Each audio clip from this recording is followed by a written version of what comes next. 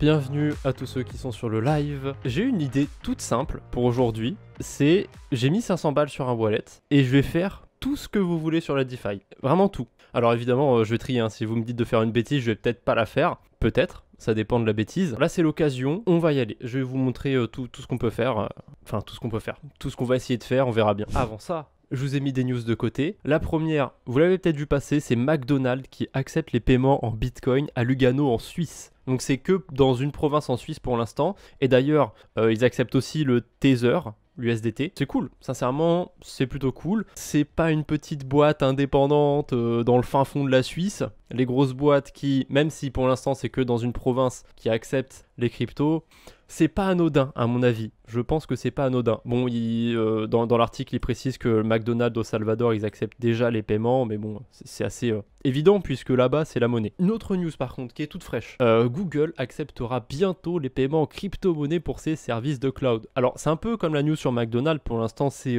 très niche comme truc, mais ce qui est intéressant, c'est que voilà. Là, c'est un mastodonte, encore une fois, qui va accepter les paiements crypto-monnaie. Et là, pour le coup, comme ça passe par Coinbase, on peut payer avec plus de crypto que le Bitcoin. C'est plutôt cool. On n'est pas en bull run. Voir ça en bull run, sincèrement, ça aurait pas été étonnant du tout. Mais là, le fait qu'on soit dans un marché baissier qui a plus tendance à se faire tirer dessus qu'autre chose, c'est cool de voir ça. Des gens qui sont prêts à prendre le pari de s'exposer aux cryptos pendant le marché baissier. Pour moi, une crypto comme ça en bear market, elle le compte double, hein, clairement. Après, c'est ma façon de l'interpréter. Vous pouvez totalement trouver que c'est ridicule. Encore une fois, c'est que Google qui va accepter les paiements pour certains services et pas à tout le monde, à certains de ses clients visiblement. Bon, on verra bien. On verra bien jusqu'où ça nous mène. Et la dernière petite news aussi, bon, elle date pas d'aujourd'hui, mais pareil, encore relativement fraîche. Le taux du livret A qui passera à 3%. Yes, let's go, allez-y. Hein. En vrai, il tacle un petit peu la DeFi quand même vite fait. Parce que quand on est sur des gros protocoles, type AAV, bon, sur des stablecoins, on n'a pas 3%, hein, on a moins. Quand on veut aller chercher des rendements supérieurs à 3%, on va prendre un minimum de risque. Mais bon, je connais plus d'une stratégie sur la DeFi avec 3% facile. Et en plus, on peut être exposé à l'euro, au dollar, comme vous voulez pour l'instant. Moi, j'ai pas trop de stratégie euro, mais il y en a. Et pour l'instant, ouais, euro, c'est un peu un shitcoin. Hein. Après, de là, préférer 20% sur l'UST. Après, vous pouvez dire ce que vous voulez sur l'UST, mais il y avait des assurances. Et j'en avais parlé et tout. Ah, je suis trop fier de moi. J'en avais reparlé aussi la semaine dernière. Ça a super bien marché pour ceux qui étaient assurés. Hein. Il y a Huobi, donc le fondateur qui a enfin revendu ses parts à une société chinoise du coup. Ça fait un moment qu'il avait dit qu'il voulait vendre ses parts de son entreprise Huobi. Gros échangeur quand même, hein, centralisé. Et ça y est, ça c'est fait. Il y a dans la journée, je crois, ou hier, je sais plus. Ouais, c'était hier, ça se voit. Hein. Regardez le HUSD, pardon, comment il a 10 pegs. Il est passé de 99 centimes à... il a plongé dans les 85 centimes, je crois, un truc comme ça. Tout simplement parce que sur la plateforme Huobi, sur l'échangeur Huobi, on va aller dessus, ils ont délisté toutes les paires HUSD. Le HUSD, du coup, il sert quasiment plus à rien. Si on va dans marché, qu'on tape HUSD, ils ont quand même laissé la paire HUSD, USDT, mais je n'ai aucune idée de pourquoi, il n'y a pas vraiment d'intérêt en fait, juste à laisser survivre le HUSD, mais dans ce cas-là, pourquoi retirer toutes les paires? Parce que le HUSD, on peut l'utiliser sur la DeFi, il est sur Ethereum et sur la Huobi EcoChain, mais sur la Huobi EcoChain, il n'y a pas beaucoup de liquidité, et sur Ethereum, on peut l'utiliser quoi? Sur Curve et sur Convex, voilà, c'est tout, c'est super, on peut quasiment rien faire avec le HUSD, donc j'ai hâte de voir ce qui va se passer à propos de ce stablecoin. Dernier petit chapitre avant de passer sur la DeFi, c'est une petite simulation de DCA que j'ai fait sur mon wallet, mon tableur, pardon, donc ça ressemble à ça. En fait, si vous suivez ma chaîne YouTube, j'ai une série de vidéos qui s'appelle 1 an de staking. Et j'ai fait des bêtises tout au long de l'année. Et du coup, je suis passé de 5000 $ à 3300 $. Et des poussières. On va arrondir à 3300, on s'en fout. Et il n'y a pas si longtemps, je m'étais dit, oh ça va, si j'avais all-in Bitcoin au début de l'année, il était à 47 000 $, maintenant il est à 19 000. Donc ça veut dire que mes 5000 $ aujourd'hui, ce serait même pas 2000. Ouais, non, 2000. Ouais, à peu près 2000, je dirais, à la louche. C'est pas ouf, pas terrible comme investissement. Mais j'ai poussé la réflexion un petit peu plus loin et je me suis dit, qu'est-ce que ça aurait donné un DCA sur Bitcoin directement depuis le début de l'année, et ensuite je l'ai aussi fait pour Ethereum. Pour l'instant, on va se concentrer ici, je vais zoomer un peu. Donc, Alors, c'est un peu barbare comme ça, il y a pas mal de chiffres, mais c'est assez simple à comprendre. La première colonne, c'est les semaines. La deuxième, c'est le wallet, donc là, c'est l'argent qu'on a en stablecoin. Donc on commence forcément avec 5000 $, et c'est une simulation sur 52 semaines. Donc j'ai divisé tout simplement 52 par 5000 $, du début par 52, le nombre de semaines, et ça donne un investissement de 96,15 $ à faire par semaine pour dépenser les 5000 $ sur une année. Donc c'est pour ça que ça descend de 96,15 chaque semaine à chaque case, c'est le DCA. Donc là c'est que les dollars qu'il y aurait dans le wallet potentiel, wallet synthétique, appelez ça comme vous voulez. Hop. Ici, c'est la valeur du Bitcoin. Ces deux colonnes, on en reviendra un petit peu après. Ici, c'est la valeur du Bitcoin. J'ai mis la date accessoirement pour les deux premières données. J'ai fait une colonne où je simulerai un achat de 96 $ et 15 centimes de BTC sans frais. Vous allez comprendre pourquoi j'ai simulé un achat sans frais. Voilà. Et au lieu de mettre juste la valeur que ça fait de Bitcoin à chaque fois, je la cumule au fil du temps. Comme ça, c'est plus visuel. Et aujourd'hui, si on avait commencé ce DCA dès début janvier, on serait à 0,14 Bitcoin et 1057 $. Et si on ramène ça avec le cours du Bitcoin actuel, ça veut dire que sur notre wallet, on aurait 3738 $. Donc 1057 $ en dollars et le reste en Bitcoin. Voilà. Donc j'ai mis une valeur de BTC de 19 100 $, mais évidemment, si je passe à 50 000, tac, vous voyez, ça change tout sur le DCA. Si on avait une année positive, ça aurait été une super stratégie le DCA. Vous voyez, je serais passé de 5000 à 8000. Bref. Le all-in n'aurait pas été mieux du coup, vu qu'il n'y a quasiment eu aucun changement depuis début 2022. Mais on n'est pas à 50 000, on va pas rêver. On est à 19 000 $, et ça donne ça. Voilà, voilà. Et un petit truc aussi qu'on peut remarquer, c'est vachement visuel, mais regardez quand même depuis la 23e semaine, là, on est à la 41e actuellement. Ça bouge pas beaucoup, hein. Ça bouge pas beaucoup. Depuis qu'on est passé en dessous des 4000 en fait sur ce wallet de DCA, ça bouge pas beaucoup, hein. Faites pas attention aux prochaines données, évidemment, il n'y a pas encore les valeurs en Bitcoin. Mais là, vraiment, typiquement, depuis les 2 derniers mois, ça n'a pas bougé du tout. Bitcoin, c'est un stablecoin. Donc c'est quand même assez intéressant comme constat. En général, quand le marché est très stable comme ça, ça finit par péter. Il y a un excès de volatilité à la hausse ou à la baisse. Ça, je pense que c'est 50-50 en général. On verra bien. Et du coup, j'ai fait la même simulation pour Ethereum. On a le même constat, hein. Depuis ces derniers mois, c'est très stable. Et d'ailleurs, on peut même les comparer. Si j'avais fait un DCA sur Ethereum aujourd'hui, je serais à 3730 $. Et sur Bitcoin, 3738. Depuis le tout début de l'année, ça n'aurait pas changé grand-chose d'avoir choisi Ether ou Bitcoin, ou à la limite 50-50. Voilà. Après, si on regarde semaine par semaine, il y a des fois où on a des petites différences qui sont créées. Et je vais le mettre à jour jusqu'à la fin de l'année. On verra bien. Je vais faire un petit retour sur ma dernière vidéo. Déjà, merci l'algorithme de YouTube qui l'a bien mise en avant. C'était pourquoi j'accumule cette crypto. J'en ai déjà parlé en live. C'est le token OP. Ouais, bon, tais-toi, la ZK du passé. Et ce qui m'intéresse en fait, c'est de voir... La vidéo est sortie il y a quelques jours, mais c'est pour vous montrer que sur la DeFi, ça change très vite les choses. C'est de voir en fait si les rendements que j'ai présentés dans la vidéo, ils ont changé ou pas. Voilà. Donc on va comparer. Le premier truc que j'avais partagé dans la vidéo, c'était AAV. Pas plus que ça, il y a toujours les intérêts en OP. Il y en a peut-être un chouïa moins. Ensuite, il y avait Curve. Alors Curve, bah ça quand j'avais sorti la vidéo, ça avait déjà bougé. Il y avait 4% d'intérêt en OP et il y en a déjà plus. Mais bon, ça, normalement, c'est pas une nouveauté. À moins qu'ils aient remis les intérêts. Ah bah, ils ont remis les intérêts. Ah bah, c'est cool. Mais du coup, ça me casse les couilles quand c'est comme ça. Parce que du coup, dans la vidéo, on voit les intérêts en OP. Mais moi, j'ai mis un texte pour dire faites attention, il n'y a plus les intérêts en OP. Et quand on y va maintenant, bah, il y a les intérêts en OP. Ils font chier. Clairement, ils me saoulent. Dans ma vidéo, c'était 4,62. À mon avis, l'APY, il a baissé juste parce que le prix du OP a baissé. D'ailleurs, il a baissé de combien? Encore une fois, hein, le OP, j'en accumule, j'en achète pas. C'est une crypto que j'achète pas du tout. Ouais, ok, je comprends pourquoi les APY ils ont baissé alors. Le truc est passé de 80 centimes à 75.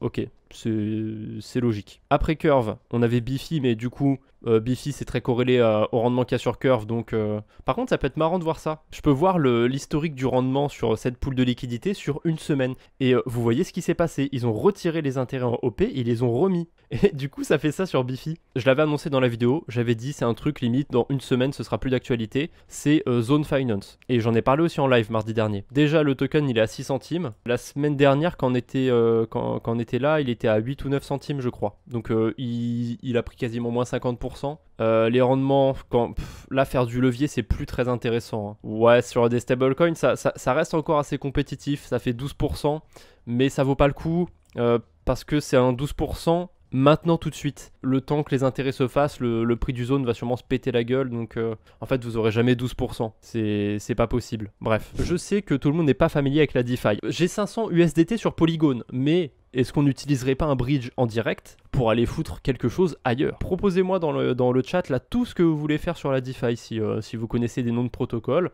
sur Polygon pour l'instant de préférence, ou même sur d'autres blockchains. Si la DeFi ça ne vous dit rien du tout, mais que les cryptos vous en avez déjà, vous les avez probablement sur des plateformes comme Binance, des plateformes centralisées du coup. Et il y a deux mondes pour l'instant dans les cryptos, la phase centralisée et la phase décentralisée. Et du coup, vos cryptos, vous pouvez les sortir des échangeurs et les mettre sur vos portefeuilles. Moi, j'utilise Rabby pour le coup, et j'utilise Ledger aussi pour les bitcoins par exemple, entre autres, bref, peu importe. Du coup, là, on va aller voir ce qu'on peut faire du côté DeFi, hein. C'est bien d'avoir des sous sur Binance, on peut aller les mettre en staking à 8%. Si on n'est pas en France, on peut encore faire du double investissement. Qu'est-ce qu'on fait dans la DeFi? Vous m'aviez dit quoi déjà? Ah oui, du prêt de l'emprunt. Go. On va déposer, j'ai des USDT. Oh merde. Sur Polygon, sur AAV, quand on dépose des USDT, on ne peut pas tout emprunter. On peut emprunter que certaines cryptos. Pareil si vous déposez des stablecoins euros. Donc, pour avoir plus de flexibilité, je vais convertir mes USDT en USDC. Tac. Donc j'approuve mes USDT, sign. Alors là, j'ai des USDC, c'est bon. On va aller les déposer sur AAV. Tac. Supply. Ah oui, je suis pas sur Polygon. Ça y est, je suis sur Polygon. En déposant mes USDC sur AAV, c'est magnifique. Je vais pouvoir emprunter de l'argent. Alors, calmez-vous, je ne vais pas pouvoir emprunter plus que ce que j'ai déposé, hein, j'emprunterai moins. Dashboard, là c'est magnifique, vous voyez, j'ai déposé mes USDC. D'ailleurs, petite chose que j'ai pas précisé, hein, mais les transactions, c'est pas gratuit sur Polygon, il faut du Matic. Heureusement pour moi, hop, j'ai un petit peu de Matic sur mon portefeuille, j'ai 3 Matic. Tant que je reste sur Polygon, je suis large. Après, on ira peut-être sur Gnosis, pourquoi pas, parce que j'ai du XDAI. On pourrait même aller sur une blockchain où j'ai pas de token pour payer les frais de transaction, comme ça vous allez voir comment on fait. C'est une meilleure idée, je pense. On va aller sur Phantom, parce que c'est pas cher du tout Phantom en ce moment. Alors, du coup, je suis sur AAV, empruntons de l'argent. Qu'est-ce qu'on pourrait emprunter en ce moment? Vous le gardez pour vous, petite stratégie tranquille. Ça va pas marcher avec beaucoup de liquidité. Si vous êtes une baleine, passez votre chemin. Mais avec 500 balles, là typiquement, c'est un truc qu'on peut faire sur Polygon. Alors, il y a deux manières de faire. On peut emprunter du AG Euro sur AAV, mais on peut directement aller minter des AG Euro sur Angle. Pourquoi je passe par AAV pour vous montrer ça? Parce que ça vous évite. Je fais plus confiance à AAV qu'au protocole Angle qui émet le AG Euro. Petit détail vraiment pour ceux qui connaissent la DeFi, la strat que je peux faire, je pourrais l'optimiser un tout petit peu plus parce que là sur AAV j'ai emprunté à 2% alors que sur le protocole d'origine j'emprunte à 0,5, mais je trouve ça moins risqué d'emprunter sur AAV. Et ça vaut d'emprunter plus cher. Bref, on peut faire une boucle en fait avec le AG Euro. On peut faire une boucle, c'est sympathique. Donc on dépose des USDC sur AAV, on emprunte des AG Euro. On va emprunter quoi? 400 euros parce que c'est un prêt que je vais faire sur du court terme, donc on peut y aller. Hop, tac, je me mets en standard, pas besoin, c'est pas le bull run, on n'a pas besoin que nos transactions elles passent vite, hein. Hop, et sur Undread Finance en ce moment, quand on dépose du AG Euro, on a entre 9 et 14% d'intérêt. C'est pas mal, hein, pas dégueu, hein. Donc vous empruntez à 2%, mais vous redéposez à 9%. On va dans Stake, juste ici, vous voyez, et vous avez 8% d'intérêt en HND. C'est magnifique. Plus les 0,54% en AG Euro, mais ça on s'en fout un peu. Généralement sur BTC, si tu arrives à choper 1%, au-delà c'est méfiance. À part sur des strats à base d'emprunt, là comme je fais, on peut avoir plus de 1% sur du Bitcoin, mais c'est parce qu'en fait on emprunte sur du Bitcoin, donc c'est un peu de la triche. Mais ouais, quand on a 1% en déposant du Bitcoin, enfin plus d'1%, on peut se méfier. Ça dépend si on connaît bien les projets qu'on utilise, normalement il n'y a pas de méfiance. Enfin, pas de méfiance, pas plus que d'habitude, hein. Il n'y a jamais de risque zéro sur la DeFi, me faites pas dire ce que j'ai pas dit. J'ai mes 500 USD qui travaillent à 1% APY, et en plus j'ai 400 euros, donc 388 $, qui travaillent à 9%, moins 2%, donc 7% APY. Donc globalement, ça donnerait quoi? Sur une année, 500 $ à 1%, ça fait 6 $ d'intérêt, plus on a dit 388 $ à 7%, ça donnerait 27 $ d'intérêt, donc 33 $ d'intérêt, boum. Donc ça donne un rendement annuel de 9%. Voilà, je suis un magicien, j'avais 500 USDT, je suis passé de 1% de rendement à 9%. Mais malheureusement, cette stratégie, on va déjà la couper, hein. Hop, on va retirer les AG euros. Mais là, globalement, voilà, c'est une stratégie tout con à base d'emprunt. Après, on peut faire des trucs plus compliqués. Ça, j'en avais déjà parlé. Genre, je dépose par exemple que 400 USDC. Je vais emprunter 100 $ de Bitcoin, par exemple. Il y a du Bitcoin ici. Et ensuite, je vais les foutre sur IDEX. Tac. Sur IDEX, on a une pool Bitcoin USDC. Et là, je vais mettre mes 100 $ de Bitcoin et mes 100 $ d'USDC qui me restent. Parce que j'aurais déposé que 400. Voilà. Et on peut aller faire une autre boucle, un chouïa plus compliqué. Alors, je vais pas m'amuser à faire toutes les boucles qui existent. On va essayer d'aller faire d'autres transactions parce qu'il est déjà 21 h. Là, je pense que j'ai récupéré mes AG euros. Hop, approuve. Ah d'ailleurs, on va avoir un petit souci. On va avoir un petit souci sur mon collatéral. C'est pas grave. On va faire avec. Regardez. C'est pas grave. Tout est sous contrôle. On va l'approuver comme d'habitude. Lending, borrowing. Oui. Emprunt. Non, prêt et emprunt. Mais je dis souvent les termes en français et en anglais. Faut me suivre. Hein. Faut avoir envie de me suivre. Hein. Là, je dois encore une quantité ridicule de AG euros. Il y a deux façons de voir les choses. Soit je peux repayer avec mon collatéral. Ça se fait hein, sur AAV. Est-ce que ça vaut le coup de repayer avec mon collatéral vu que je vais payer ma transaction plus cher? Pas sûr. C'est pas du tout rentable ce que je vais faire. Mais c'est pour la science. Ne vous en faites pas. Imaginons que j'ai pas une quantité infime mais que j'ai genre 1 $ à rembourser en reste. Je vais pouvoir taper dans mes USDC qui sont déposés directement et boum, ça va se rembourser tout seul. C'est magnifique. Oh, c'est magique. Mes USDC sont revenus sur mon portefeuille. Qu'est-ce qu'on va faire maintenant? On va aller les bridger, on va aller les envoyer ailleurs. Mais il y a un problème, j'ai envie de les envoyer sur Phantom. Et sur Phantom, j'ai pas de quoi payer mes frais de transaction. Mais ne vous en faites pas, je suis là pour vous montrer comment on peut faire. Alors, j'avais fait une vidéo sur le sujet. Tant qu'à faire, on peut la mettre en avant, hein. C'est celle-ci. Comment payer ses frais de transaction gratuitement. Ça vous montre comment on peut envoyer des cryptos d'une blockchain à une autre et récupérer de quoi payer les frais. Tout simplement, je vais utiliser un bridge en particulier. Alors, est-ce que Stargate s'est déployé sur Phantom? Ah, magnifique, magnifique. On va voir. Normalement, Stargate, ça devrait le faire. Donc, Stargate, c'est un bridge. Ça va me permettre de passer des cryptos d'une blockchain à une autre. On va passer de Matic Polygon à Phantom. Hop. On va choisir l'USDC. Et là, c'est magique. Ah non, sur Phantom, ça marche pas. Mais sur certaines blockchains, je sais qu'on peut recevoir un autre stablecoin. Genre sur Avalanche, peut-être. Voilà. Sur Avalanche, je peux avoir de l'USDT. Trop cool, non? Bref. Hop. Donc, on va tout envoyer. Et là, je vais recevoir mes USDC. Et non, arrête, reviens, la notification. Et je vais recevoir un tout petit peu de Phantom. Voilà. Ah non, c'est toujours pending. Oh là là là là là là, ça va quand même pas prendre 20 minutes. Est-ce qu'on renvoie directement les stablecoins et on dit que c'est bon pour aujourd'hui? Je trouve qu'on n'a pas fait grand-chose. Hein. On va aller les foutre sur BethovenX. BethovenX, c'est comme Balancer. C'est une pool sur laquelle on a plusieurs cryptos. On a une pool par exemple avec l'USDC et le DAI ici. Tac, bon, il n'y a qu'1% d'intérêt, mais on a une pool avec plus de stablecoin aussi. Il n'y a pas une pool qui pourrait plus m'intéresser? Bon, je vais prendre celle-ci, c'est pas grave, on la prendra pour l'exemple. Mais on a une pool avec l'USDC et d'autres cryptos. Et si on dépose que de l'USDC, eh ben on peut essayer de long en fait. Parce que si le Phantom, le Bitcoin et l'Ether, ils augmentent par rapport à l'USDC, ça va déséquilibrer la pool de liquidité, on va se retrouver avec plus d'USDC. Donc c'est cool en fait, on va long les cryptos en faisant ça. Je vais vous montrer techniquement comment ça marche du coup. Mais bon, comme je vais pas rester plus de 2 minutes, il y aura aucun... Enfin, je vais faire aucun intérêt quoi. Limite un chouïa de perte parce qu'il y a des frais. Bon, ça bridge quand là? C'est long, je vais péter un câble. Tu as ou tu vas tester des blockchains comme Solana ou NIR. Solana, j'ai testé un tout petit peu, quasiment pas. NIR, donc c'est Aurora. J'ai pas encore testé, mais je pourrais le faire très facilement vu que c'est EVM compatible. Donc NIR, c'est dans mes projets à tester. Solana, je suis pas fan de Solana. Mais je l'ai déjà dit la semaine dernière, je crois, mais j'ai commencé à faire un petit peu de DCA sur des altcoins et Solana en fait partie. Mais je fais un tout petit DCA sur Solana, hein, vraiment. Parce que voilà, c'est pas un projet de cœur. Mais je pense que c'est une bonne valeur pour avoir un portefeuille qui reste stable ou monte un petit peu quoi. Vraiment, je vise pas une grosse perf dessus. Le but c'est de me diversifier et en gardant une part d'une crypto un peu qui peut avoir un peu de potentiel. Je sais pas si c'est une bonne idée, mais au pire, la semaine prochaine on peut reprendre le concept et au lieu de prendre 500 USDC et de tout faire avec les 500, genre je convertis la moitié en USDT et comme ça je peux faire 2 transactions à la fois, vous voyez. Comme ça quand j'ai des cryptos qui attendent 20 minutes pour être bridgés, on peut optimiser. Je sais pas si vous avez suivi, je sais pas si ça vous intéresse. Est-ce que ça vous intéresse qu'on refasse ça la semaine prochaine, que j'utilise vraiment la DeFi concrètement et voilà, que je vous montre comment ça marche. Bon, là, on a quand même eu le temps de voir AAV, une stratégie à base d'emprunt et un bridge. C'est c'est pas si mal en vrai. C'est pas rien au moins. Ouais, là j'abandonne même l'idée d'aller faire les transactions sur Phantom. Je vais les laisser sur Phantom, les stablecoins, et on se reverra la semaine prochaine et on verra ça là-bas. Et en moins rapide aussi. Parce que t'as raison, Stethoscope, je m'en suis rendu compte de toute façon, mais je suis une locomotive. Hein. Le meilleur moyen de se rendre compte de où on peut faire des bêtises et tout, c'est de se lancer et de commencer à utiliser. Voilà. Et là, c'est pareil en fait. Quand j'ai une idée, le quiz ou quoi, je le fais en live et c'est pas grave. Si je me suis raté, bah, je le referai mieux après. Ça serait bien un jour que tu parles du Ledger S, comment staker avec Ledger, etc.